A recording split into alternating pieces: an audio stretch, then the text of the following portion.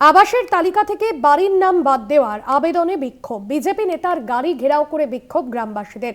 কুলপির করঞ্জলি শ্যামনগরের ঘটনা, পাকা বাড়ি থাকলেও আবাসের নাম, তাই নাম বাদ দেওয়ার আবেদন জানান বিজেপি নেতা।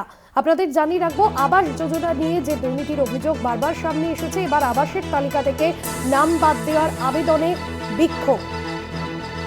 আবাসের তালিকা থেকে বাড়ির নাম বাদ দেওয়ার আবেদনে বিক্ষোভ। বিজেপি নেতার বাড়ি ঘেরাও করে বিক্ষোভ গ্রামবাসীদের।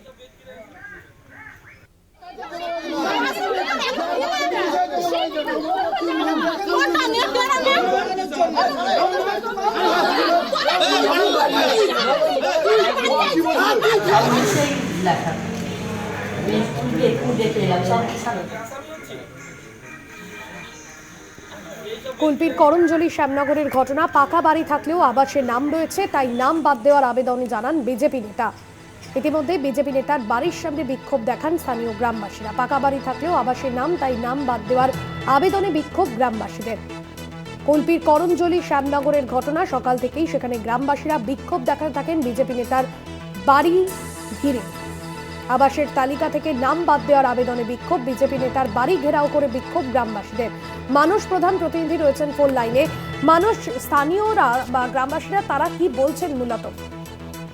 দেখো বাসু, তোমাকে প্রথমে বলে রাখি, কুলপি বিধানসভা করঞ্জলি শ্যামনগর এলাকায় কিন্তু গতকাল তৃণমূলের সমর্থকরা কিন্তু ও এলাকাবাসীরা অভিযোগ যেটা করছে যে বেশ কয়েকদিন আগে ব্লক প্রশাসনের পক্ষ থেকে যে আবাস যোজনা প্রকল্পের ঘর সার্ভে করার জন্য এসেছিল, কিন্তু তারপরেও আবার দ্বিতীয়বার এসছে। কারণ এই যে শ্যামনগর যে এলাকায় যে বিজেপি নেতা রয়েছে, সেই কিন্তু একটি অভিযোগ করে যে এই শ্যামনগর এলাকায় বেশ কিছু পাকা বাড়ি রয়েছে, তাদের আবারও পুনরায় যে তাদের নাম এসে, সেই কারণে কিন্তু ব্লক প্রশাসনের কাছে একটি অভিযোগ দেয়, যে লিখিত অভিযোগ, যে সমস্ত মানুষের যে পাকা বাড়ি হয় তারপরেও কি করে হয়, যে তারপরেই কিন্তু ব্লক প্রশাসন নড়ে চড়ে বসে।